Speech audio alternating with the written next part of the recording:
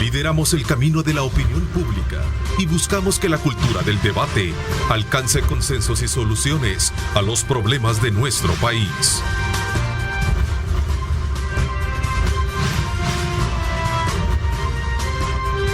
Diálogo con Ernesto López. 6 de la mañana con 30 minutos. Qué placer enorme saludarles en este lunes 28 de febrero. Iniciamos la semana, desde luego, siempre con el mejor de los optimismos y la mejor vibra positiva, a pesar de todas las circunstancias que seguramente nos rodean a cada uno de nosotros. Pero siempre hay que colocar a Dios en el centro de las actividades, no desfallecer antes del tiempo. Lo que hay que hacer es ponerle muchas ganas para salir adelante con todos los retos que se nos presenten a lo largo de esta nueva semana que vamos a tener, desde luego, ya del tercer mes correspondiente a este año 2022.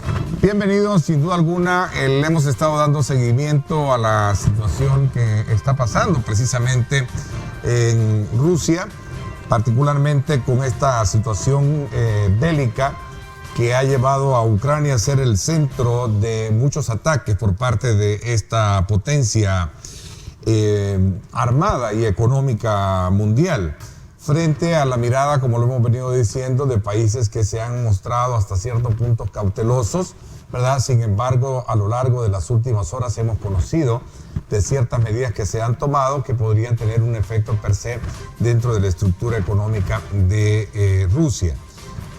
No le bastó al mundo el COVID, ahora la guerra. Ese es el título con el cual Luis Membreño, economista salvadoreño, publicó en uno de los matutinos la semana pasada, y en él deja entrever muchos aspectos elementales que queremos colocarlos sobre la mesa para poderlos tratar y sobre todo buscar los elementos que pueden ser conciliatorios para encontrar medidas que en su momento puedan ser muy útiles para prevenir los efectos per se que toda guerra, que toda situación mundial puede causar, ¿no? Sin duda alguna. Hoy quiero darle la más cordial bienvenida a Luis Membreño, economista. Gracias por acompañarnos. Hacer comenzar así la semana. Así es, bienvenido, gracias también. No sé si ya tenemos, allá está con nosotros también nuestro buen amigo especialista desde Washington, don Carlos Vela, que ha estado también nutriéndonos de mucha información con relación a esta situación que ocurre en Ucrania y que particularmente tiene que ver mucho con el rol, el papel que en el caso de los Estados Unidos se está teniendo. Me dicen que más adelante vamos a tener ya el contacto directo, pero bueno, vamos a conocer de entrada y tus impresiones con relación a esta situación, y la gran pregunta es cómo desde allá puede venir y tener un efecto per se sobre países como los nuestros, Luis. Mira, la verdad, Ernesto, que es una situación muy complicada. El mundo va saliendo del COVID, digamos, si es que podemos decir que vamos saliendo. Parece ser que el Omicron ya ha cedido bastante y ahora entonces comienza la guerra. Y esta guerra, pues obviamente, tiene implicaciones muy serias para todo el mundo porque, primero, Rusia es una potencia muy grande. El discurso del presidente Putin de la semana pasada dejó bastante claro cuál es su objetivo, ¿verdad? Es reconstruir la Unión Soviética, ¿verdad? Y eso pues deja bastante que pensar, ¿verdad? Porque Ucrania puede ser el primer paso nada más, ¿verdad?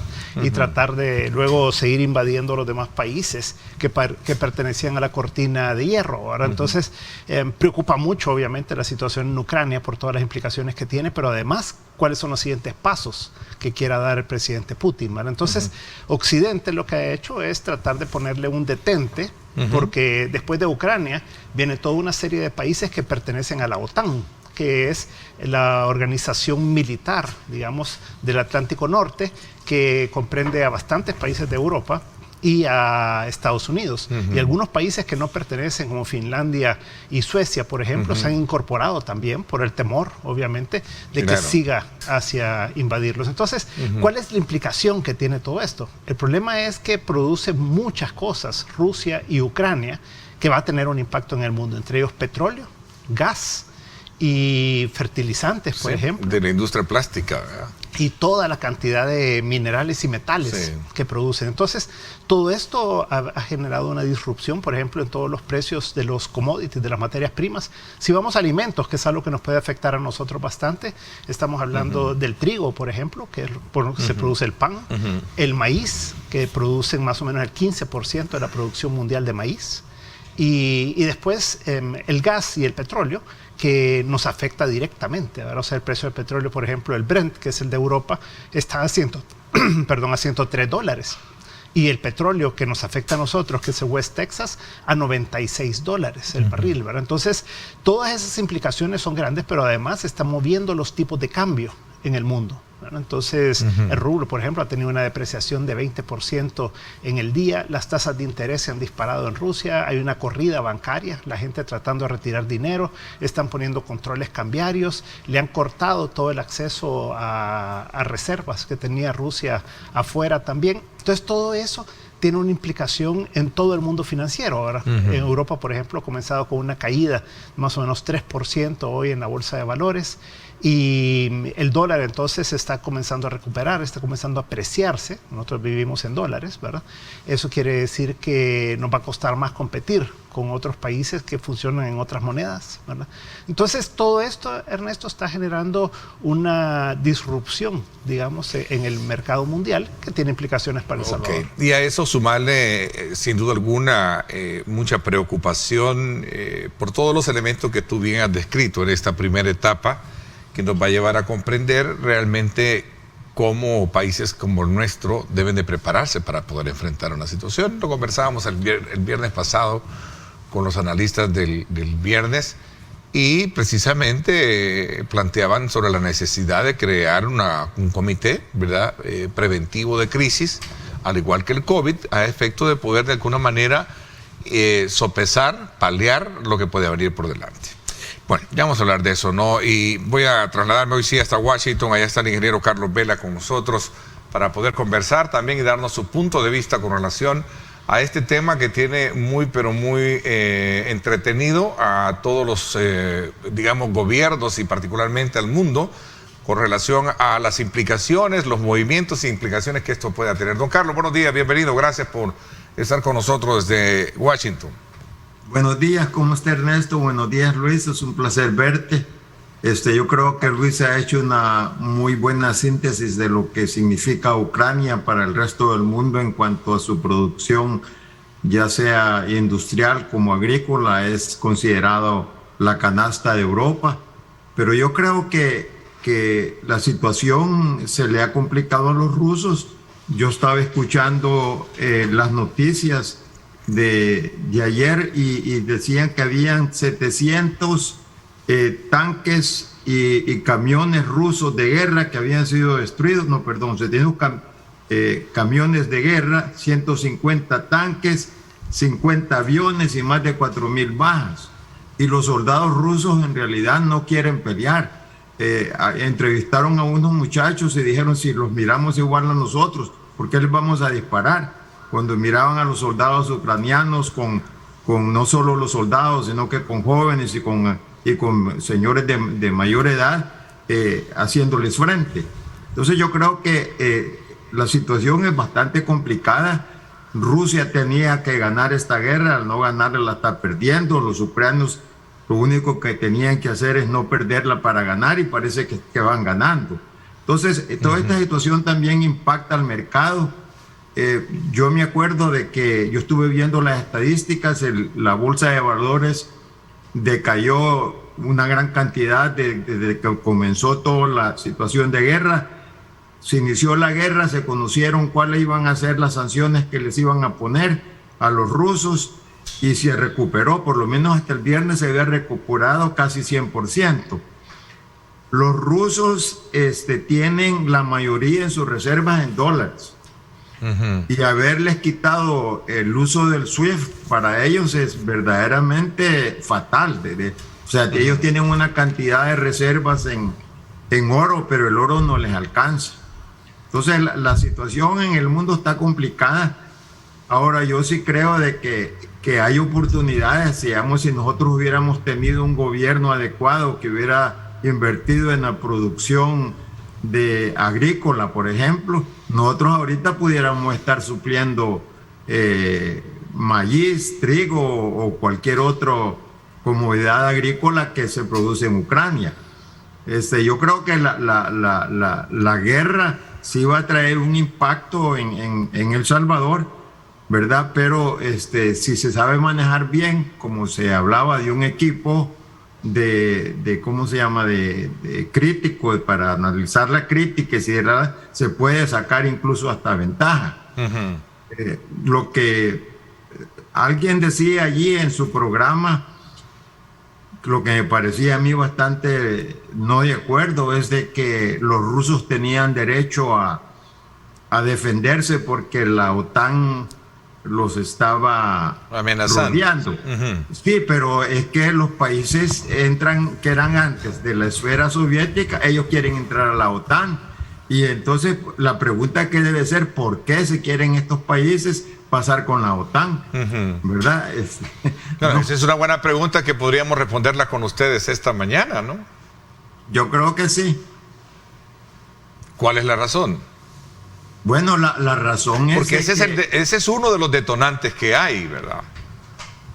Por los cuales ha justificado al presidente Putin en su momento tomar estas decisiones.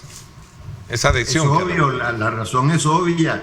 Los países que estaban bajo la esfera soviética se quitaron el yugo soviético no para caer en el yugo de Putin. Sí. Acuérdese que nosotros en Centroamérica, cuando estábamos luchando por nuestra independencia, y Iturbide quiso tomarse Centroamérica a la fuerza, nosotros preferimos irnos con los americanos. Claro. Tú mencionaste, o sea, sí, tú mencionaste algo, ¿verdad, Luis, al inicio de tu intervención, sobre el tema de la cortina de hierro y todos los aspectos que sin duda alguna Rusia quiere volver de nuevo a tener el control de la Unión Soviética, ¿no? Claro, lo que pasa es que Putin... Saludos ahí a tu amigo. Sí, claro. También, ¿no? Ahí estoy viendo todo lo que ha estado publicando Carlos también, así que un saludo hasta Washington. ¿Qué tal? Bien, gracias, Carlos. Entonces sí, o sea, el problema de Putin es que él vive en su cabeza en la era soviética, ¿verdad? Y él era parte de la KGB en aquel tiempo, ¿verdad? Lo que es el equivalente de la CIA, digamos, de Estados Unidos.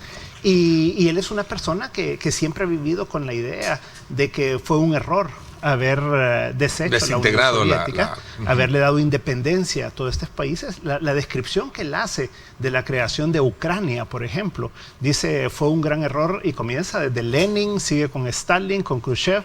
Y él lo que dice es que le regalaron realmente a estos separatistas, dice él, Ucrania, cuando en realidad hay mucho más en la historia que esto, pero por ejemplo cuando él se anexa a Crimea en el 2014, es un tema de que es un territorio de Ucrania, pues, y el mundo acepta al final de cuentas que se quede con eso. Se hace el Tratado de Minsk en aquella ocasión. Y ahora, pues él hace toda esta movilización militar. El presidente Biden y su equipo hacen ver que venía una invasión. Putin la niega y la niega y la niega. Al final de cuentas la hace. Y termina concretizando. Entonces, lo que pasa es que el resto de países que tienen frontera con Rusia o que están muy cerca de Rusia y que pertenecían a la Unión Soviética, pues se sienten amenazados realmente porque ven que él no se va a detener en Ucrania, pues. Yo leí un artículo, no lo tengo acá a la mano, pero en su momento uno de los grandes, sueños que el señor Putin ha tenido y lo justifica basado en lo que son las grandes potencias. Dice, Estados Unidos jamás se desintegró, son estados federales, pero siempre son codependientes de la Unión Americana. En el caso de China, lo mismo, dice, tenemos el sistema de provincias, pero siempre situadas bajo un sistema que tiene el mismo control. Rusia fue un fracaso con todo lo que teníamos ahora. Lo que pasa es que ahí hay una diferencia bien grande, ¿verdad? Y es que son países independientes, ¿verdad? Que eran países independientes antes de la Unión Soviética. La Unión Soviética los absorbió y volvieron a ser países independientes. No es que eran parte de una unión, ¿verdad? Voluntaria, digamos, sí, histórica, ¿verdad? Entonces, ahí es a donde viene la gran diferencia, ¿verdad? Y entonces el problema es que ahora él quiera reconstruir eso, ¿verdad? Y que genera todo un temor en todos ellos. Y entonces dicen, nos queremos integrar a la OTAN para tener una forma de protegernos, porque no podemos protegernos contra un monstruo militar como Rusia, claro, ¿verdad? Y ahí está el detonante. Pero lo importante, digamos, lo que ha sorprendido a todo el mundo es que los rusos tienen el mejor ejército para desfiles, pero no para pelear. Si es increíble la cantidad de soldados rusos que se entregan a la policía y incluso a civiles ucranianos que simplemente no quieren pelear. O sea, Rusia está recibiendo una justicia increíble y supuestamente, o sea, tiene mucho más tropa, mucho más equipo, pero en realidad no tienen el espíritu de guerra. O sea, ellos son un gobierno, un país que está invadiendo a otro, mientras que los ucranianos son un país que se está defendiendo. Y si usted, pero te quiero hacer una corrección, Luis. Todos esos países que estaban en esfera soviética, incluso Polonia, Finlandia, eran parte de la Rusia zarista. Incluso los marinos que bombardean el Palacio de Invierno eran de Finlandia. Entonces, para cuando votan al zar. Entonces, ellos sí tienen una relación bastante íntima, digámoslo. Cuando tú lees La Guerra y la Paz, digamos, las batallas más fuertes que tuvo Napoleón fueron en los países bálticos, ¿verdad? Fue donde pararon en realidad a Napoleón, y la gente prefirió abandonar las ciudades que caer bajo Napoleón. O sea que tienen una relación muy, muy cercana, pero eso no quiere decir que eso le da autoridad a los rusos de ir a esos países que no son parte de ellos y que no quieren estar con ellos, a unirlos a la fuerza. Y ese es allí el problema fundamental. Veamos un elemento acá que nos va a ir en aproximación llegando a nuestro territorio. ¿Cómo ven el mundo? ¿Cuál es el análisis que ustedes tienen de cómo el mundo está viendo la situación? Mira, yo creo que hay tal vez 4 elementos. Uno, Estados Unidos; el otro, Rusia; Europa y China. Entonces, los chinos, por ejemplo, no votaron a favor de la invasión, por ejemplo, en el Comité de Seguridad de las Naciones Unidas, ¿verdad? Entonces, eso llamó, o sea, ellos se abstuvieron, ¿verdad? En un primer momento mostraron cierto apoyo por Rusia, ahora se retiran, ¿verdad? Porque ven las sanciones. A China, si se le llegara a imponer estas sanciones que se le han impuesto a Rusia, le generaría un problema enorme, ¿verdad? Entonces, el gran temor ha sido que si Occidente no reacciona de una manera fuerte en este momento, que China pueda dar el paso de invadir Taiwán, por ejemplo. Entonces, esto es un detente bien importante para que se lo piense bien China. Entonces, China está en una posición bien complicada porque su economía depende en gran medida del comercio con Occidente, con Estados Unidos, con Europa y con los demás países de Occidente, y aún países asiáticos, ¿verdad? Como Australia y otros países que han condenado obviamente la invasión de Ucrania. Entonces, yo diría que esto es un elemento muy importante para que China también se piense bien lo que va a hacer. Después, Europa, por primera vez lo vemos realmente cohesionado. Ahora, el viernes no estaba cohesionado Europa. Cuando se quiso quitar el sistema SWIFT de transferencia de dinero internacional a Rusia o a los bancos rusos, entonces Alemania no estuvo de acuerdo, ¿verdad? No estaban de acuerdo en proveer todavía armas a Ucrania al viernes. El fin de semana vimos un cambio fuerte de la política de los europeos. Se unieron realmente a Estados Unidos y Gran Bretaña, que sí había sido más firme, digamos, y esto lo llevó entonces a imponer todas estas sanciones o adicionar estas sanciones que sí tienen un impacto muy grande sobre Rusia. Ok, a ver, don Carlos. Ahora, sí. Mire, en su programa el viernes decían de que los rusos podían poner una alternativa al SWIFT, pero eso es una locura, porque ellos ya tienen una alternativa que se llama el MIR, y el MIR nadie lo acepta, ni entre ellos mismos lo aceptan. Y es una buena herramienta para mantenerlos aislados del mundo, porque es allí donde se da toda esa conjunción de sociedades de comunicaciones interbancarias, financieras, etcétera, ¿cierto?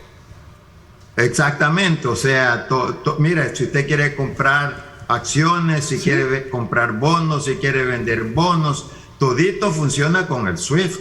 O sea, no solo son las transacciones monetarias, bancarias, sino que todas las transacciones que se dan en el mundo que tienen que ver con sistemas financieros. Entonces, verdaderamente, Rusia ha quedado aislado de todo esto. Fíjate que no tiene acceso a todas sus reservas en dólares porque necesitan el SWIFT para poder acceder a esos dólares. Entonces, yo creo que lo más importante también que yo creo que hay que tomar en cuenta es que hay movilizaciones por toda Rusia en contra de la guerra. Incluso se acaba de declarar el director del Ballet Bolshoi, que es verdaderamente una figura en Rusia contra la guerra. Los hijos de los oligarcas están contra la guerra. Es decir, han ya detenido una gran cantidad de ciudadanos rusos que se oponen a la guerra. Incluso han tenido que pasar una ley que es prohibido enviar dinero a Ucrania, porque estaba sucediendo que muchos rusos estaban enviando dinero para apoyar a los ucranianos, de la misma forma que muchos americanos ayudaron a la izquierda en El Salvador durante la guerra civil. Lo mismo está sucediendo en Rusia, que muchos rusos están apoyando a Ucrania. Es verdaderamente una situación de una agresión innecesaria. No sé si ya lo trataron ustedes, pero Putin ha puesto en alerta a sus fuerzas nucleares y ha planteado también que están dispuestos a usar sus armas nucleares tácticas. O sea, eso significaría acabar, tal vez no con una ciudad como Nueva York, pero sí acabar con una ciudad como, por decir, Portland o Seattle, que sería una verdadera desgracia. También están amenazando a Europa. Yo creo que habría que poner a tela de juicio si este hombre es racional, y a mi parecer los mismos rusos lo van a terminar quitando. Hay un tema ahí en la parte nuclear que creo que ha pasado un poco desapercibido y que me ha llamado bastante la atención, y es que desde el primer día se tomaron Chernobyl, que fue aquella planta nuclear donde hubo todo un desastre nuclear, ¿verdad? Y que entonces el presidente Zelensky ha dicho que los niveles de radiación en Ucrania han subido. Entonces no sabemos qué están haciendo los rusos realmente también con Chernobyl y por qué entraron directamente ahí, ¿verdad? Entonces hay todo un tema nuclear. Recordemos que Ucrania era un país con una cantidad de cohetes nucleares, de misiles, muy grande cuando cayó la Unión Soviética, ¿verdad? Y después, con un acuerdo que se hizo posterior, se los devolvió a Rusia y todo. Entonces, Ucrania tiene una capacidad también militar que se ha visto bastante de menos hasta este día, pero que se está viendo que aparte del espíritu de lucha que tienen una capacidad de fabricación. A ver, ¿cuánto tiempo le puede durar? Esa es otra gran pregunta. Claro, lo que pasa es que... porque estás hablando de, si bien es cierto, tienen sus bemoles los soldados, porque aquí, si no predomina más el sentimiento digamos, de humanidad entre ellos mismos, sabiéndose que entre hermanos se están matando, difícilmente van a poder soportar una maquinaria fuerte, ¿no? Fíjate que lo que pasa es que en el tema militar siempre los abastecimientos son bien importantes, de alimentos, de combustible, de municiones, de equipo, ¿verdad? Entonces Rusia está teniendo problemas porque hacían una explicación, por ejemplo, de los tanques, creo que son los T-72 o los 80 de Rusia, que consumen 1 galón de combustible por kilómetro. Y tiene 200 galones que lleva el tanque de combustible. Entonces tiene que estar reabasteciendo y eso le genera que tienen que tener toda una capacidad de reabastecimiento que les está causando problemas. Y por el otro lado, Ucrania tiene que tener su abastecimiento de Occidente, ¿verdad? Vimos los ofrecimientos de misiles que le han hecho y de armas antitanque. Ya llegaron. Correcto. Ya llegaron. Entonces ahí viene todo el tema del abastecimiento, cómo deja abierto ese canal de abastecimiento con Occidente, Ucrania, y cómo lo protege. Recordemos el Ho Chi Minh Trail en todo lo que era entre Vietnam del Norte y Vietnam del Sur, cómo se abastecía el Vietcong, y de esa manera entonces mantenía una fuerza de lucha contra Estados Unidos y contra Saigón y Vietnam del Sur, ¿verdad? Entonces lo que tiene que mantener Ucrania es esa línea de abastecimiento abierta con Occidente y cerrarle de alguna manera a Rusia. En la medida que eso pase, desmoraliza más a los rusos, ¿verdad? Don Carlos. Sí, es que mire... quiero hacerle la pregunta, perdón, me quedé perdón el tiempo, porque quería hacerle la pregunta. ¿Y Estados Unidos ha sido prudente? ¿Estados Unidos ha evitado entrar a un conflicto que de haberse hecho, lo hablamos con Luis extra cámara, las magnitudes fueran tremendas, ¿no? O sea, digo, ya estuviéramos hablando quizás de una guerra mundial. Per se. El señor, el expresidente Donald Trump ha criticado mucho la forma en cómo se ha manejado el gobierno de los Estados Unidos y especialmente el señor Biden. ¿Cuál es su lectura de ese tema? No, yo creo que en los Estados Unidos se ha manejado en la forma adecuada. Ok. ¿Verdad? O sea, donde ha tenido que ser prudente ha sido prudente, pero donde ha tenido que ser fuerte ha sido fuerte. Y es que aquí estamos entre una amenaza no solo a Ucrania, sino que a todo el sistema europeo. O sea, si se le permite tomar Ucrania, después van los países bálticos, después va Finlandia, claro, por supuesto, después va Polonia. Entonces los Estados Unidos ha tenido que ser fuerte y serio.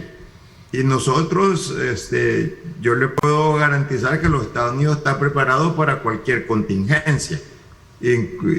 ¿Verdad? No nos gusta hablar, pero sí es posible que Putin es capaz de desencadenar una guerra nuclear. O sea, dijo que no iba a invadir Crimea, lo invadió, dijo que no iba a invadir Ucrania, lo invadió. O sea, todo lo que él ha dicho que no va a hacer, lo ha hecho. Entonces es una persona que verdaderamente no es estable. Y entonces yo lo que creo que la respuesta de los Estados Unidos ha sido bastante fuerte. Ahora, es bien interesante con lo del SWIFT, ¿verdad? Sí. Porque el SWIFT ha quedado abierto para dos cosas nada más.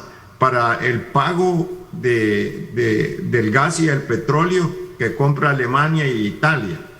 Ahora es muy interesante de que a pesar de toda la situación que está pasando, Rusia le sigue vendiendo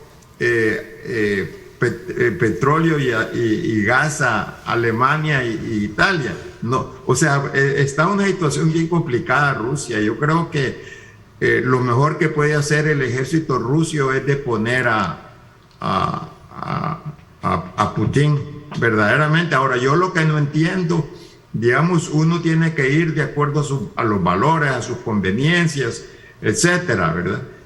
La situación que está pasando en Rusia y Ucrania impacta directamente a la diáspora. ¿Por qué? Porque los intereses están subiendo y van a subir más con el desarrollo de la guerra en Ucrania. Eso significa que hay menos empleos para la diáspora. La mayoría de la diáspora, su único capital que tienen es en su casa que han invertido, pero si suben los intereses de los préstamos para las casas o para los pequeños negocios, entonces la diáspora sale afectada.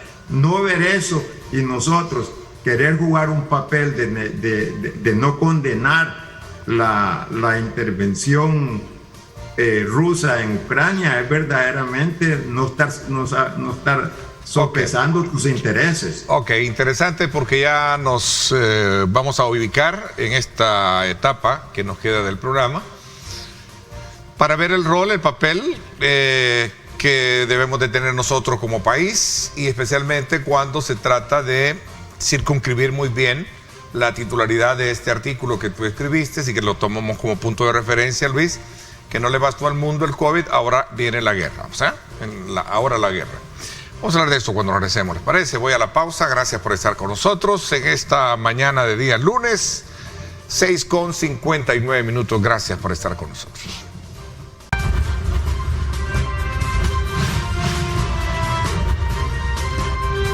Diálogo con Ernesto López. Gracias nuevamente por estar con nosotros a esta hora de la mañana. Continuamos conversando con Luis Membreño y, por supuesto, el ingeniero Carlos Vela desde Washington esta mañana, y hacemos una, actualización de lo que ha pasado en las últimas horas en este conflicto entre Rusia y Ucrania y cómo en la economía global se está moviendo alrededor de las repercusiones que esto tiene.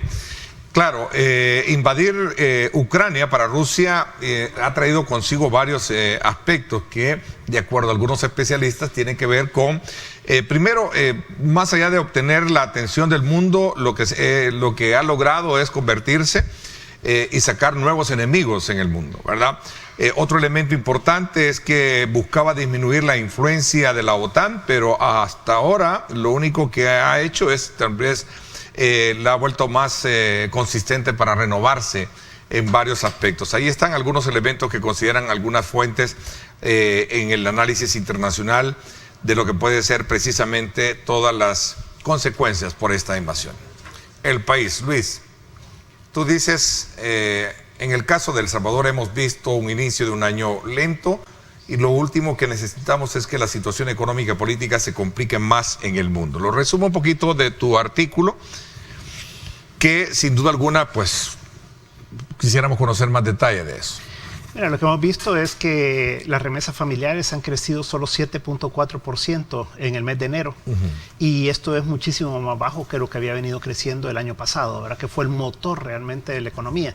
Con esas remesas se pagó importaciones muy fuertes y las exportaciones también ayudaron. Entonces lo que estamos viendo es una desaceleración del ingreso de remesas familiares, una desaceleración del crecimiento de las exportaciones, y eso te lleva entonces a una economía más lenta en el país, porque el país depende mucho de eso, ¿verdad? Entonces, la inflación, por el otro lado, fuerte, los precios subiendo fuerte, y eso genera pues menos dinero disponible para el ciudadano común y corriente para poder adquirir los bienes básicos. Entonces, la idea era que esto iba a durar cierto tiempo nada más en el mundo. Vimos que en Estados Unidos la inflación de enero fue 7,5%, un punto arriba de nosotros, o sea que quiere decir que nosotros vamos hacia allá. Pero este conflicto lo que genera es escasez de ciertos productos, suben los precios, como estamos viendo, del petróleo, de los fertilizantes, del cobre, del oro, del hierro, de todos los productos básicos, ¿verdad?, que se necesitan para producir. Y entonces esto te va a generar una inflación más alta por más tiempo. Eso lleva a que Estados Unidos va a tener que subir tasas de interés. Hemos visto la reacción en Rusia en las primeras horas de este día, ¿verdad?, que cayó la bolsa de valores de tal manera que tuvieron que parar las transacciones, hay corrida bancaria, subieron la tasa de interés al 20%, al doble, subió el rublo también con respecto al dólar en 20%, pasando los 100 rublos por dólar. Entonces todo esto lo que nos lleva es a que puede haber una amenaza seria a que la economía mundial se desacelere, que algunos países puedan caer en recesión con inflación, y eso es lo que se llama estagflación, ¿verdad? Es un estancamiento de crecimiento económico con inflación. Entonces, este tipo de situación, si no se puede resolver en el corto plazo y si Rusia insiste con esto y vemos un deterioro mayor en los precios, en los tipos de cambio, y obliga a subir las tasas de interés más de lo esperado, entonces esto podría llevar al mundo a una situación muy compleja, ¿verdad?, con más desempleo y todo, que es lo que hay que evitar, ¿verdad? Okay. Esto genera oportunidades y genera riesgos. Ok. ¿Cómo lograrlo? Vamos a esperarnos. Vamos a conocer la opinión de don Carlos con relación a este punto. ¿Cómo estoy en total acuerdo con Luis. O sea, la situación económica para nosotros se vuelve más compleja. Como lo mencionaba antes, de los primeros afectados en el mundo es la gente que depende de préstamos para sobrevivir. Y El Salvador es un país que depende de préstamos, los intereses están subiendo, la industria liviana salvadoreña también depende de precios, la industria pequeña aquí en los Estados Unidos, que es donde están la mayoría de los salvadoreños también depende de precios, y se suben los intereses, entonces eso nos conlleva a una situación de que podemos terminar en una recesión. Y una recesión con inflación es verdaderamente lo que no necesitamos nosotros en El Salvador o el mundo para salir de la pandemia. Yo creo que en todo caso, ¿verdad? El Salvador, yo no entiendo por qué no ha condenado la agresión de Rusia contra Ucrania. O sea, que le gustaría a El Salvador que los Estados Unidos invadieran El Salvador y que nadie protestara. Eso sería verdaderamente no entender bien cuáles son tus intereses. O sea, si tú quieres de que si las intervenciones americanas sean protestadas en el resto del mundo, ¿por qué no tú comenzás condenando la intervención de Rusia en Ucrania? Es verdaderamente no tiene ninguna lógica. Ya yo creo que nosotros pensábamos que ya habíamos superado la época de intervenciones militares, pero vemos que no se han superado. Y yo creo que los Estados Unidos tienen que llevar esto hasta sus últimas consecuencias, que es al totalmente parálisis económico de Rusia, que ya se ve que está llegando. Miren, los rusos hacen 40 millones de transacciones con SWIFT. No las pueden hacer ahora. O sea, eso tiene que llevar a una lección para que otro país no vuelva a hacer lo que está haciendo Rusia, invadiendo un país que han sido hermanos, no por un siglo, sino que por muchos siglos. Ucrania peleó contra Napoleón, Ucrania, ahí fue donde se atascaron los rusos, los alemanes, en la Primera Guerra Mundial, en la Segunda Guerra Mundial, y ahora los invaden diciendo, no, pues somos la misma gente, por lo tanto los vamos a invadir. ¿Qué tipo de lógica es esa? Yo no entiendo esa lógica. Ahora, yo sí creo que si nosotros tuviéramos una economía mucho más robusta y mucho más inteligente, hay situaciones en las cuales nosotros podríamos sacar ventaja y da pena decirlo, pero así son las guerras. Si nosotros tuviéramos una buena producción de granos, por ejemplo, nosotros pudiéramos exportar granos. Fuera un buen mercado para colocarlo, ¿verdad?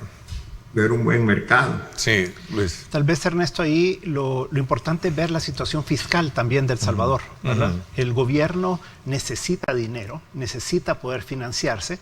Como no tiene una buena relación con Estados Unidos y no ha logrado una buena relación con el Fondo Monetario como para concretar un acuerdo y que de esa manera pueda obtener financiamiento, entonces ha optado por irse por el Bitcoin. Y el Bitcoin hemos visto que ha caído en estos días y en las últimas horas también, está como a 38.500 más o menos. Y esto como que complica bastante las posibilidades que el gobierno tiene y los ojos puestos en emitir deuda en bitcoins ahora en 15 días más o menos, ¿verdad? Que han dicho entre el 15 y el 20 de marzo.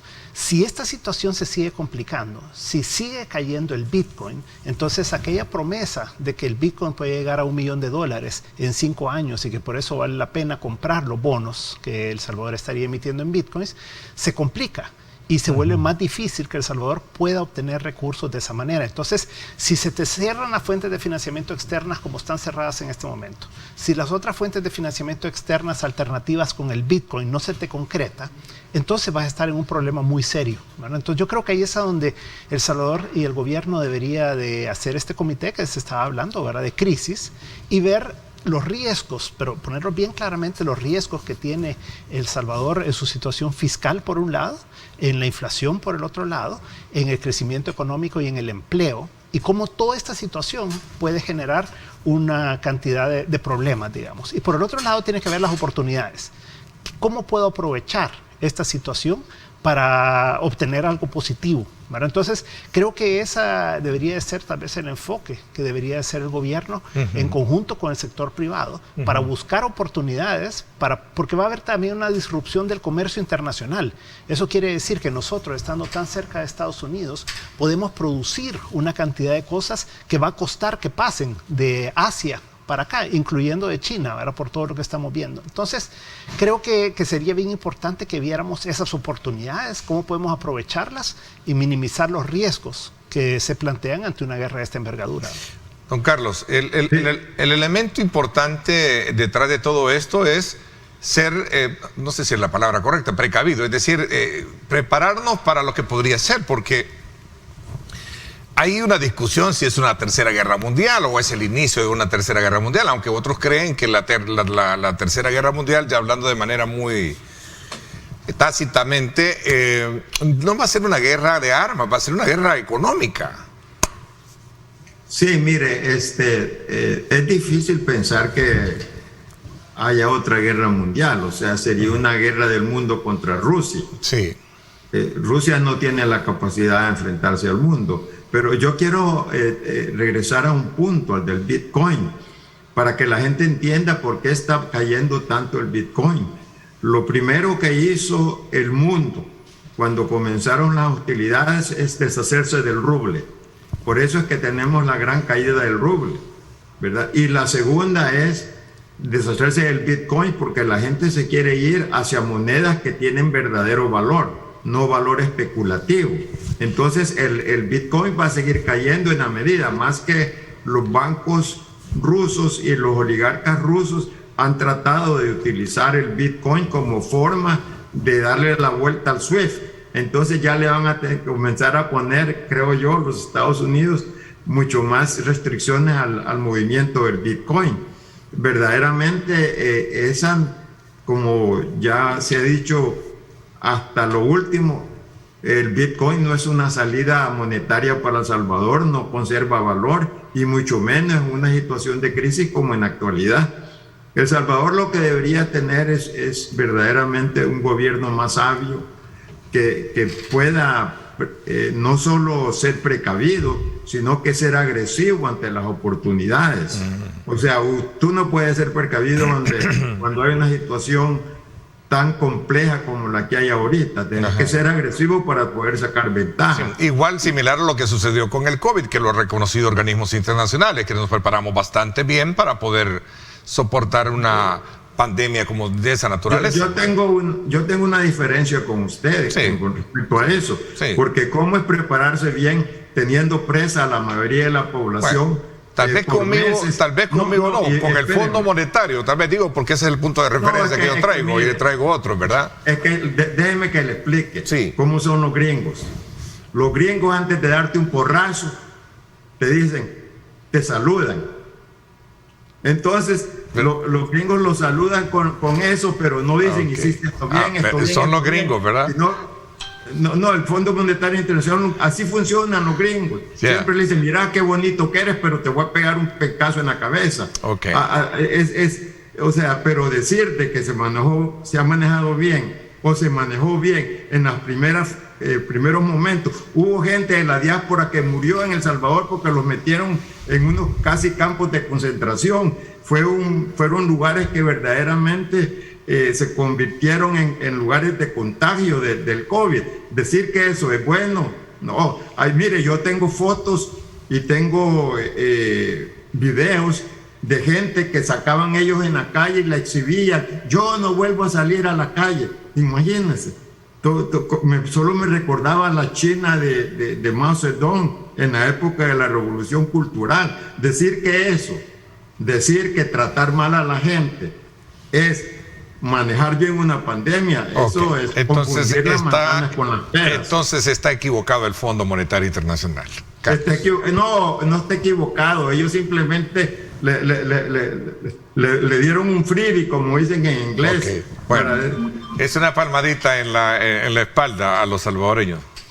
Yo creo, Ernesto, que a manera ya de ir aterrizando, sí, en conclusiones, porque el tiempo se nos fue y tengo la segunda parte del programa también con otros invitados. Sí, yo creo que como conclusión, digamos, estamos ya en una situación bien compleja en el mundo, que ya traía todo un desarrollo, digamos, en el que se espera un incremento de tasas de interés de la Reserva Federal ahora en la reunión de marzo, ya había como un camino, digamos, en el que se veía que la economía mundial venía reduciendo sus tasas de crecimiento, ya tasas de crecimiento normal, con un problema de inflación muy alto, que se trata entonces de contener con incrementos de tasas de interés, y con una reducción en la masa monetaria probablemente de parte de la Reserva Federal en Estados Unidos. Y en Europa estaban definiendo qué iban a hacer con las tasas de interés y todo. Entonces, en eso viene esta situación de Rusia que invade a Ucrania, y la situación se exponencia, ¿no? En el sentido de que los precios tienden a subir más, y esto lleva a que va a tener que tomarse decisiones más fuertes contra la inflación. Y eso puede entonces generar una recesión, o sea, no solo que el crecimiento crezca, o sea, que un país crezca menos, sino que pueda decrecer. Y por el otro lado, entonces te lleva a tener que subir más las tasas de interés. Van a haber cambios también, y valga la redundancia, en el tipo de cambio entre el dólar y las demás monedas del mundo. Entonces, como decíamos, no solo tenemos el efecto de la crisis que hemos vivido del COVID, que ha dejado muy endeudados a muchos países también, pero porque muchos exageraron, como El Salvador, en el endeudamiento. Y se viene esta crisis ahora, en la cual no se está preparado para ello por un país como El Salvador, y esto nos puede llevar a tener problemas mucho más serios. Entonces, tenemos que enfrentar eso, sabiendo que es una situación que no controlamos y que tiene un efecto sobre nosotros, pero por el otro lado también surgen estas oportunidades que estamos diciendo. ¿Cómo aprovechamos nosotros la cercanía con Estados Unidos? ¿Cómo podemos poner a producir lo que tenemos? No somos muy diversificados, pero aprovechar lo que tenemos para de esa manera entonces buscar una oportunidad de cómo poder exportar más servicios y bienes, y cómo podemos de esa manera paliar un poco esta situación que se viene, ¿verdad? Entonces, ahí es a donde el llamado es al gobierno a que se interactúe con el sector privado, que se busquen soluciones en conjunto para que de esa manera podamos prepararnos de mejor manera con lo que ya estamos viviendo. Ok. Don Carlos, a manera de ir reflexionando. Estoy totalmente de acuerdo con Luis. Yo creo que en esta situación se necesita un gobierno sabio, con una empresa privada sabia, para poder ver cómo sacamos provecho de esta situación en cuanto a nuestras exportaciones, en deshacernos del Bitcoin que verdaderamente nos está arruinando al país, y buscar soluciones verdaderamente positivas que respalden, que sean respaldados por una economía real en El Salvador. Mire, cada crisis te genera oportunidades. Okay. No saber tomar ventaja de esas oportunidades, ese es el error más grande que puede cometer el país. Interesante, les agradezco a ambos el que nos hayan permitido abrir la semana con el análisis de este tema, que sin duda alguna traerá consigo nuevas versiones, y por supuesto oportuno verlo conocido desde el ángulo de ustedes y las implicaciones con respecto a nuestro país. Gracias, como siempre, Luis, por habernos acompañado. Gracias a ti, y un placer pues haber compartido con Carlos también. También, don Carlos, gracias. Igualmente, hasta Washington. Luis. Igualmente, nos vamos a la pausa y regresamos. No, gracias a ustedes, amigos que nos sintonizan. Pausa y regresamos con Elisa Rosales, diputada por el Partido Nuevas Ideas, y también Salvador Chacón, para hablar acerca de temas legislativos. Así es que desde ya acompáñame.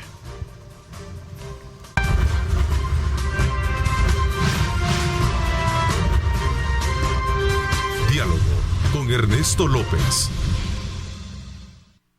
Bien, gracias nuevamente por estar con nosotros. Vamos a esta segunda parte del programa para conocer temas legislativos, y quiero darle la más cordial bienvenida a la diputada Elisa Rosales. Ella es la primera secretaria de la Asamblea Legislativa, de la Junta Directiva y del Partido Nuevas Ideas. Bienvenida, gracias por acompañarnos. Hola, diputada. buenos días Ernesto, buenos días Salvador, buenos días a la población que nos acompaña. Un gusto estar acá, primera vez que compartimos este espacio, así que espero que podamos hablar bastante de los temas legislativos y coyunturales, por supuesto. Claro, así será. También saludo cordialmente a Salvador Chacón, diputado por Nuevas Ideas, por la Libertad, ¿verdad? Sí, bienvenido. por la Libertad. Gracias por acompañarnos también. Eres miembro de eres presidente de la Comisión de Obras Públicas. Sí. ¿Sí?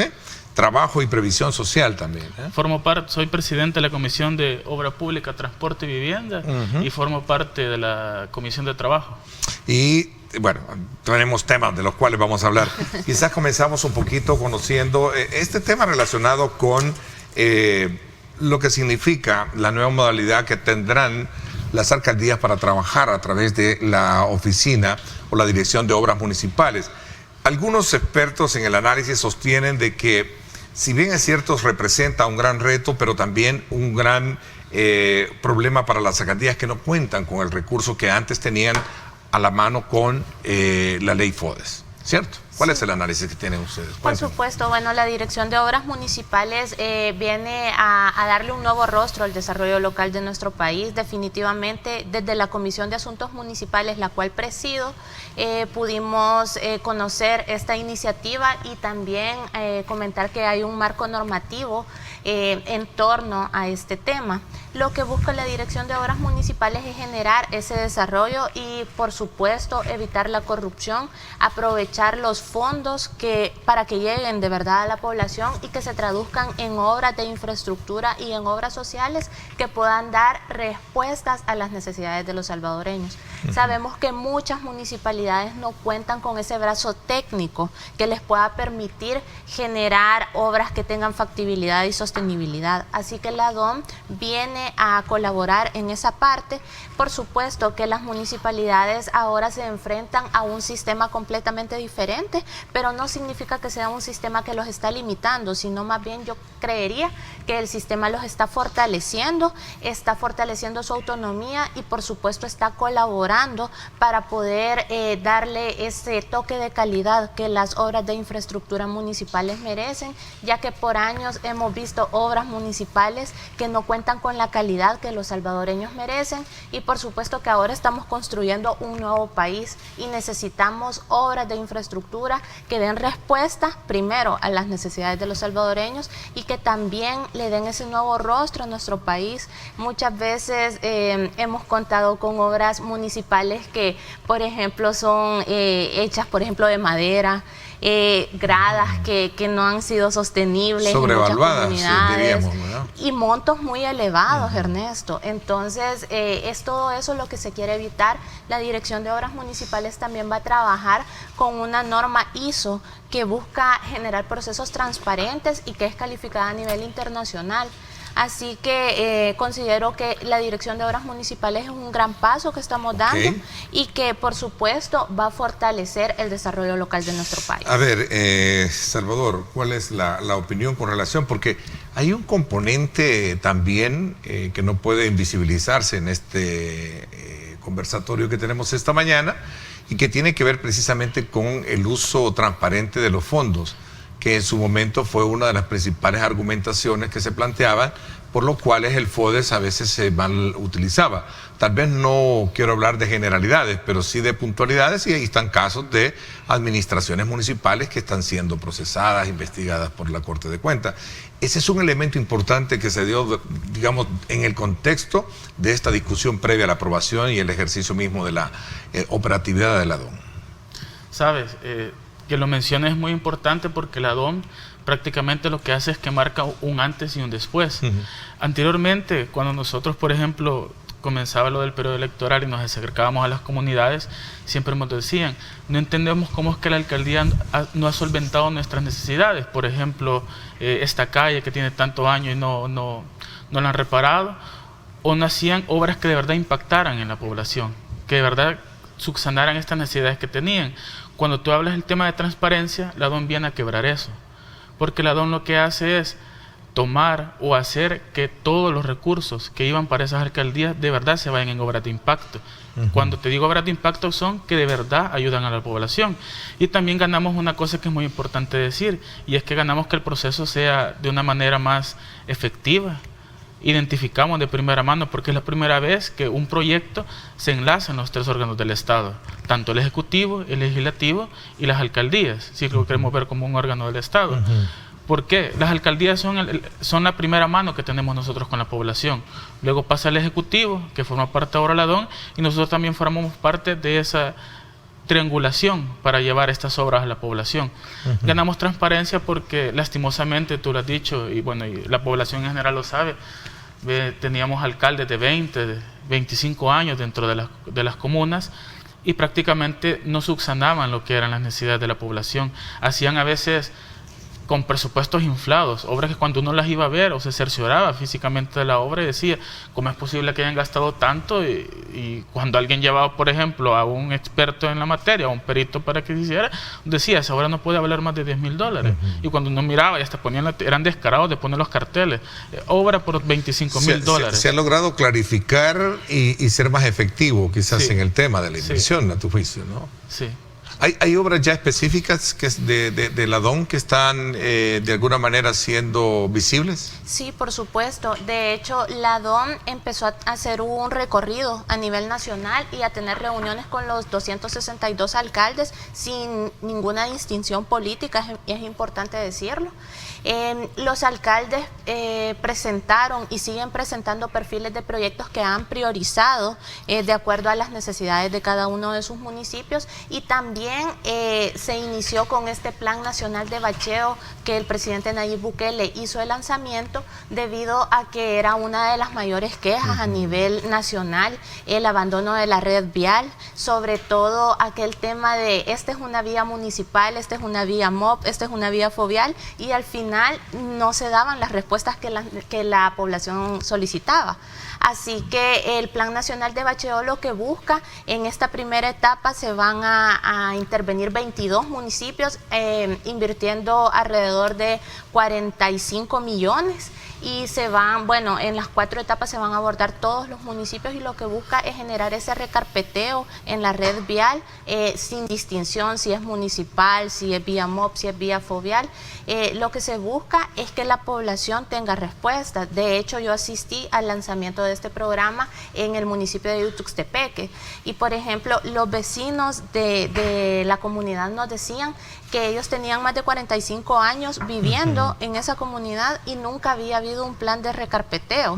Entonces, bueno, tú representas electa por San Salvador, ¿verdad? Como diputada. Exacto, sí, soy electa por el departamento de San Salvador. Hemos visitado los 19 municipios y escuchamos y la alegría de la ahí población. Concretamente esa necesidad directa de la población. Sí, por ejemplo, bueno, también fui a Ciudad Delgado, a la comunidad de Elisa, y ahí las personas nos expresaban el abandono del que habían sido víctimas durante años. Nos decían, y era evidente cuando nosotros llegamos, el ingreso es muy difícil mediante los vehículos, y cuando llegamos ellos nos expresaban que se sentían muy felices porque el presidente Nayib Bukele decidió dar este paso y apoyar a los alcaldes. Por supuesto que los alcaldes están al frente de este tema, y todo el material también que se está quitando de las vías va a ser reciclado y va a ser entregado a las municipalidades. Ok, vamos a ver, cerramos un poco este tema, Salvador.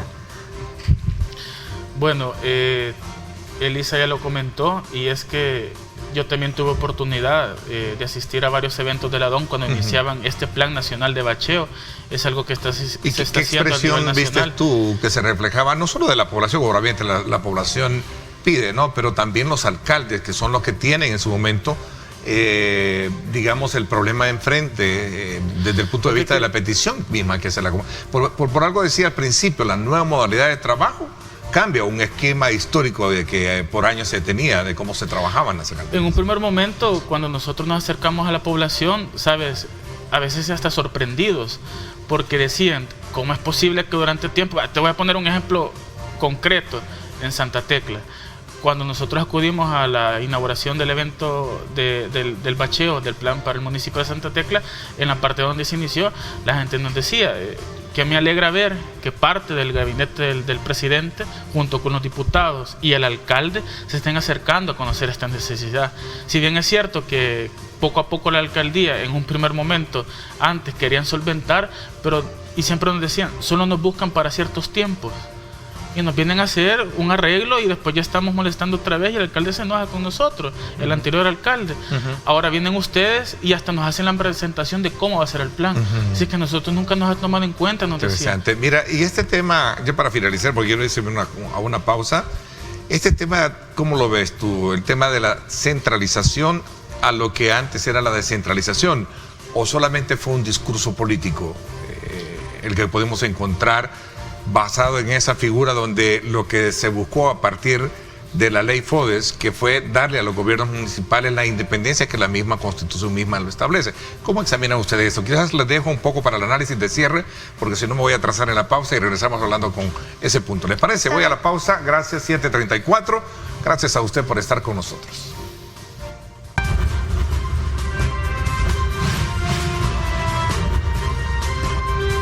Diálogo con Ernesto López.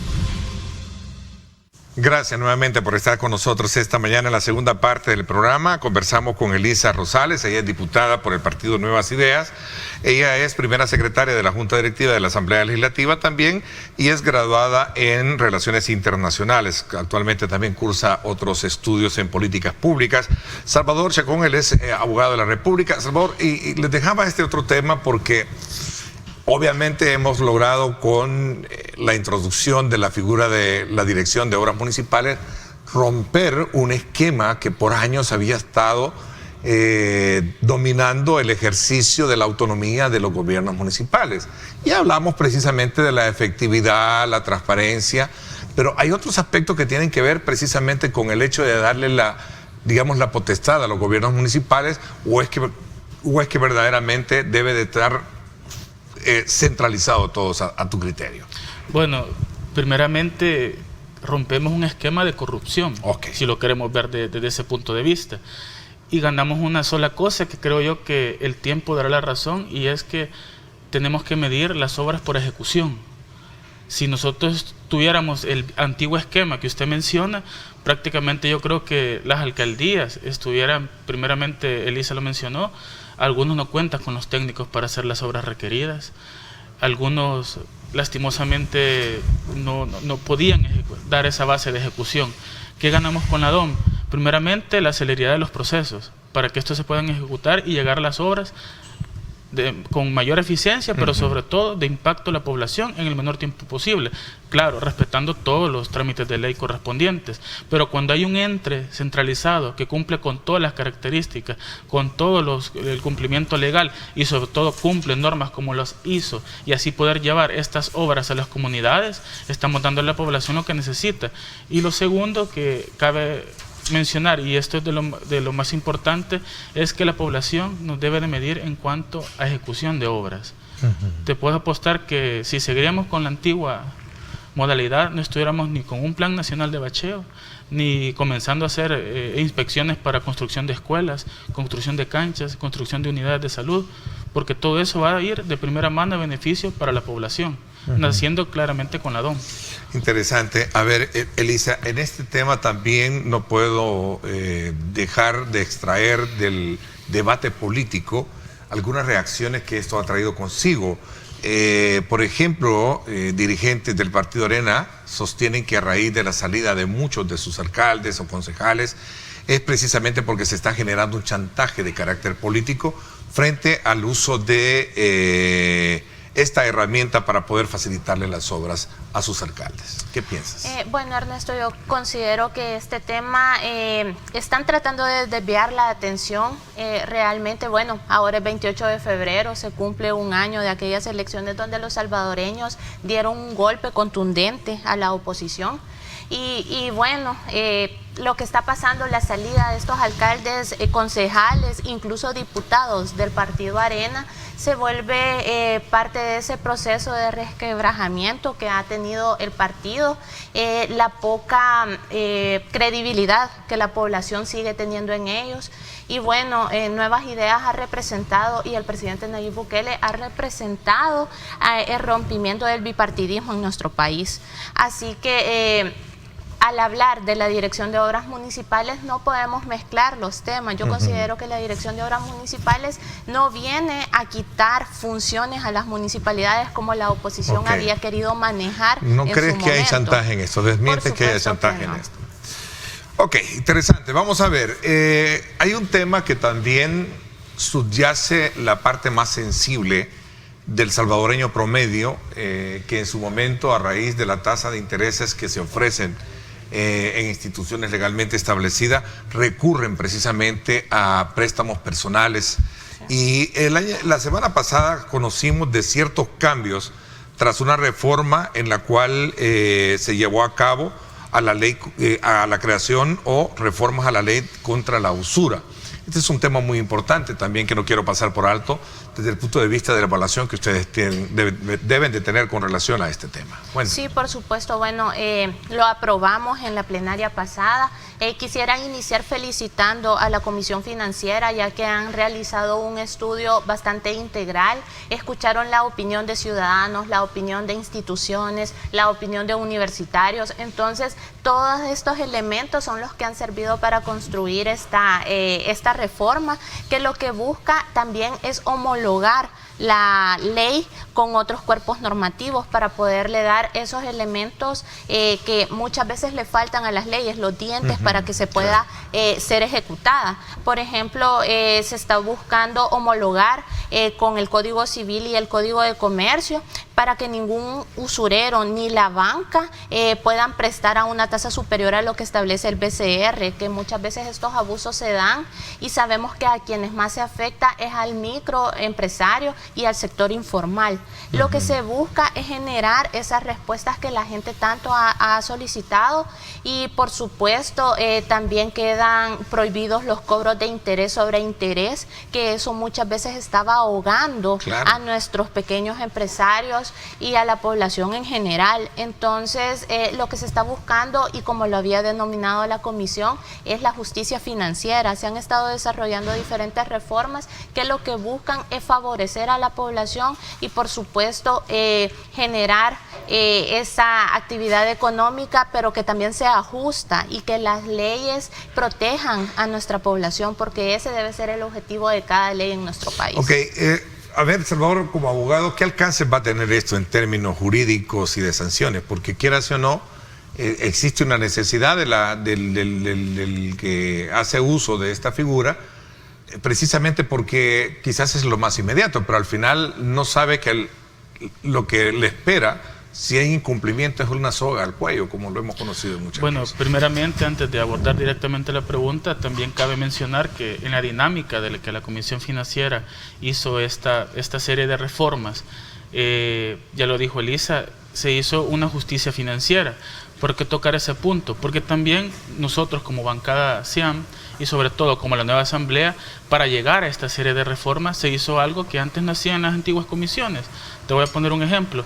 La comisión escuchó a todos los sectores intervinientes dentro de esta comisión. Por ejemplo, Defensoría del Consumidor, el Banco Central de Reserva, etcétera. ¿Por qué es importante mencionar esto? Porque anteriormente venían las reformas y no sabíamos de dónde nacían. ¿Qué hizo ahora? ¿Cuál es el punto y aparte que hacemos nosotros como asamblea? Escuchar a todas las instituciones pertinentes, partimos para hacer ahí la reforma legal a favor de la población, ese es el punto principal, y eso es importante que la población lo sepa, porque antes esa dinámica no se manejaba. ¿Qué ganamos con esta reforma de la usura? Primeramente, el atropello por parte de estas personas que le daban préstamos a las personas sin ninguna seguridad jurídica, y eso es muy importante saberlo. Por ejemplo, nuestro diputado Caleb Navarro lo mencionaba y él ponía un ejemplo muy concreto, y era que viene un usurero y le comienza a prestar a una persona. Esta persona le comienza a cobrar y conforme pasa el tiempo viene a terminar de cancelar, si es posible, hasta el 400% de, por ejemplo, $100, viene a pagar 400. ¿Qué se gana? Primeramente, que estas personas quepan dentro de un marco legal, que eso es muy importante, porque antes estaban a libre albedrío. O sea, no había una seguridad. Antes no podía esta persona decir, me voy a advocar a una institución del Estado porque están atropellando mis derechos. Y segundo, también, dentro de las reformas también se gana un tope para los intereses y no cobrar interés sobre interés, porque eso es algo que te puedo apostar, de 10 salvadoreños, 5 lo sufren, que viene de repente debes $200, pero la semana ya te cobran intereses y ya debes 400, pero el interés sobre el interés y te vas para arriba. Claro. Y ya no es posible pagarlo para ellos. Es insostenible, es la soga al cuello. Es la soga al cuello, como tú lo dices. Fuerte, dura, es la reforma a la ley. Justa. Cuéntame un poco sobre eso. Digo, por el hecho de que se está de alguna manera castigando a quien abuse precisamente sobre ello. ¿Sabe? Siempre cuando hay una reforma de ley, yo soy del pensar, eso es algo muy personal mío. Es tu ADN como abogado. Es mi ADN como abogado. Debemos de ver los pros y los contras.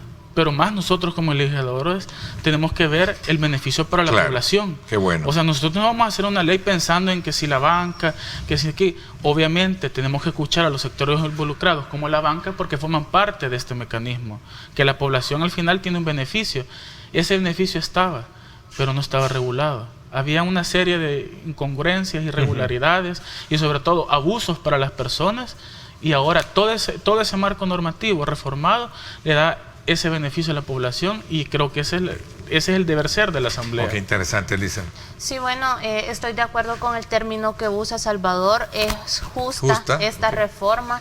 Con esto le estamos dando inclusión financiera al 70% de la población. Sabemos que somos un país que mucho del porcentaje de nuestra población está fuera del sector financiero, y la única opción que tienen es acudir a usureros. Así que considero que estamos saldando una deuda histórica, ya que esta ley estuvo por años de la misma manera y nunca fue modificada. Así que considero que vamos por un buen camino. Por supuesto que este tipo de leyes se van a seguir estudiando tanto en la Comisión Financiera como en las demás comisiones de la Asamblea Legislativa, y el objetivo es legislar para la población. Ok, ¿cuál es la expectativa? Voy a hacer la última pausa comercial. ¿Cuál es la expectativa de ustedes frente a este paquete de reformas que el Ejecutivo ha anunciado, enviará a la Asamblea Legislativa, que buscan de alguna manera dar viabilidad a muchos aspectos que tienen que ver con la formulación de proyectos, de nuevas inversiones, de aspectos que tienen que ver precisamente con el tema del fortalecimiento de la economía del país y el desarrollo, entre otros aspectos? Me gustaría conocer de cerca la opinión de ustedes frente a este tema. A la pausa, 7:48. Gracias por estar con nosotros.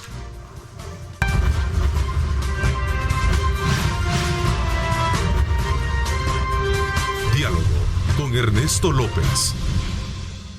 Bueno, gracias nuevamente por estar con nosotros. A ver, hay un elemento bien importante que se introdujo o se conoció recientemente, y es el hecho de que la Asamblea Legislativa está presta a recibir un paquete de reformas legales que permitan de alguna manera o que vayan encaminadas a eliminar, reducir burocracia y crear incentivos fiscales, entre otros aspectos elementales para el desarrollo del país. ¿Qué piensan al respecto? A ver. Bueno, estamos muy a la expectativa de recibir este pliego de reformas. Para nosotros es importante poder incentivar la inversión en nuestro país, y por supuesto hemos visto los esfuerzos del Ejecutivo que han sido apoyados desde la Asamblea Legislativa para posicionar a nuestro país, y que nuestro país ya se ha visto con unos ojos diferentes a nivel internacional. Considero que en muchos temas, por ejemplo el turismo, estamos viendo cómo el presidente Nayib Bukele está colocándonos en un nuevo nivel como un destino turístico, y estas reformas van a venir a fortalecer todo el trabajo que se ha desarrollado desde el Ejecutivo. Tengo entendido que también se está generando una inyección de 1.500 millones a la economía del país. Esto va a venir a generar reactivación económica, por supuesto, y va a venir a fortalecer y a promover la inversión en obras públicas, que se ha vuelto un tema tan importante y que nuestro país ha estado tan atrasado en esto, pero que ahorita ya se están sentando las bases para darle un nuevo rostro a El Salvador. Ok, Salvador. Bueno, primeramente a la expectativa, pero sobre todo con la certeza de que las medidas o estas iniciativas que manda el presidente a la Asamblea Legislativa van a dar como la primera brecha, o el hecho de poder tener de ir por el camino correcto a la recuperación económica. ¿Por qué me baso en eso? Ya lo vivimos una vez con el COVID.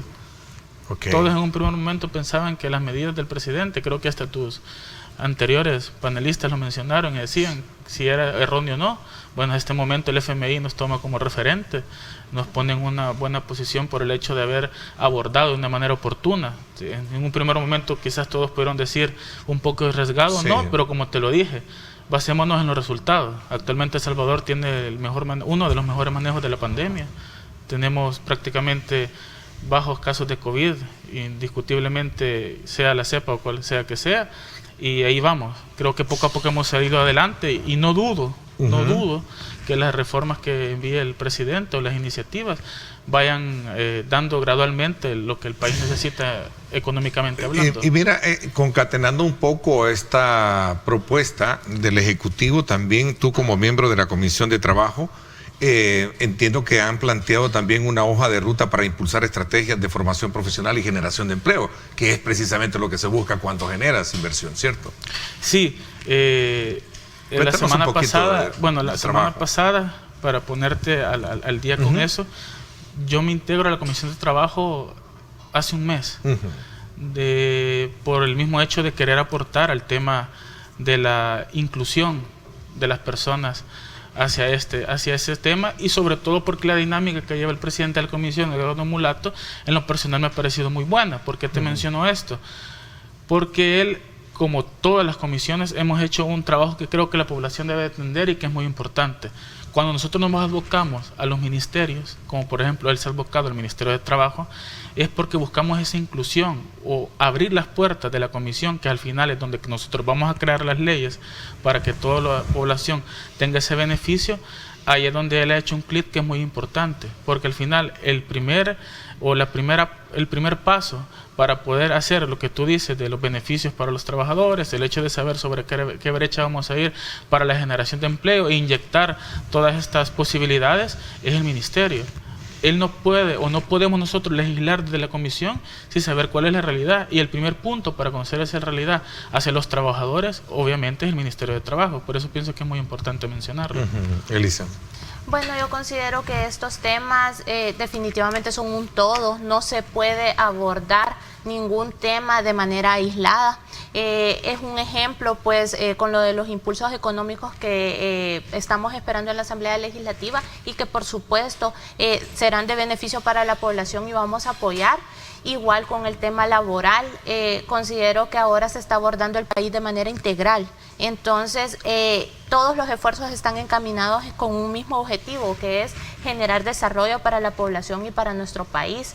Así que me parece muy interesante el trabajo que también está desarrollando la Comisión de Trabajo. Han estado pues dándole estudio a diferentes artículos y considero que vamos por la vía correcta, y por supuesto la generación de empleo se vuelve algo importante para estos impulsos económicos que también se van a desarrollar, y la inversión en infraestructura. Todos estos elementos articulados de manera correcta van a generar buenos resultados para la economía de nuestro país. No puedo pasar por alto, porque sé que eres miembro también de la Comisión Especial de Antejuicio contra 2 exdiputados o diputados, mejor dicho, de Nuevas Ideas. Se habla en los corridos políticos que hay una división al interior del partido.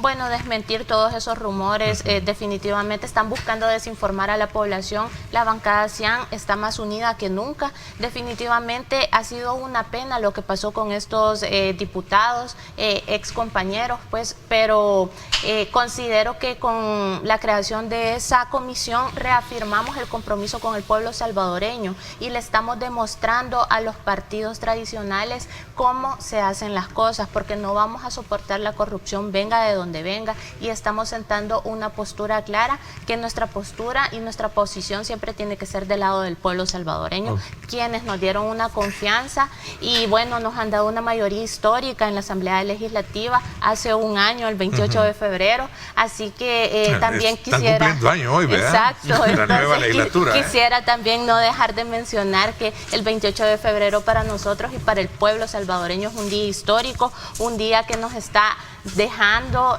mucha responsabilidad a nosotros como diputados, y por supuesto que vamos a seguir trabajando por y cada uno de los salvadoreños. A ver, Salvador. Para concluir también con este tema, ¿no? Primeramente, gracias por el espacio, porque hemos abordado temas muy importantes con respecto a lo de los compañeros que lastimosamente pensaron más en un beneficio personal que en un interés colectivo, que es algo que nos caracteriza como bancada. No hay ninguna brecha del pensar de que no estamos en armonía. Yo también formé parte de la comisión como fiscal, solo que fui fiscal.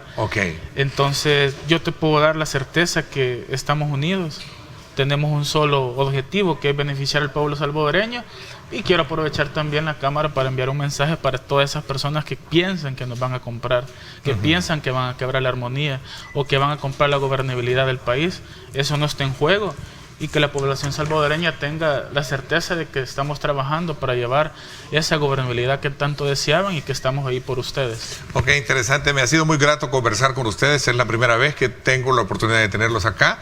Espero que más adelante también, conforme vaya transcurriendo el trabajo legislativo y de las comisiones a las cuales representan, podamos tener aportes importantes como los que hemos conocido desde la perspectiva de ustedes con relación a la dirección de obras municipales, el tema del desarrollo económico con el impulso que se le está dando hoy con estas propuestas de reforma y otros temas ahí vigentes que hemos tratado. Gracias, Elisa, ha sido un gusto. Muchas gracias, Ernesto, ha sido un diálogo muy interesante, de verdad. Gracias, Salvador, por compartir el espacio.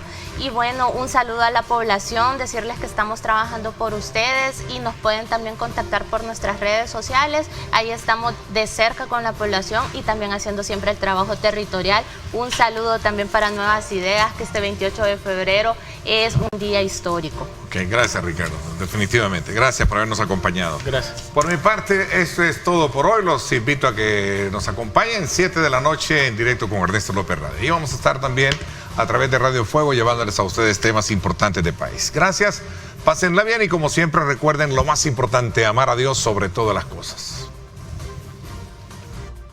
El camino de la opinión pública y buscamos que la cultura del debate alcance consensos y soluciones a los problemas de nuestro país.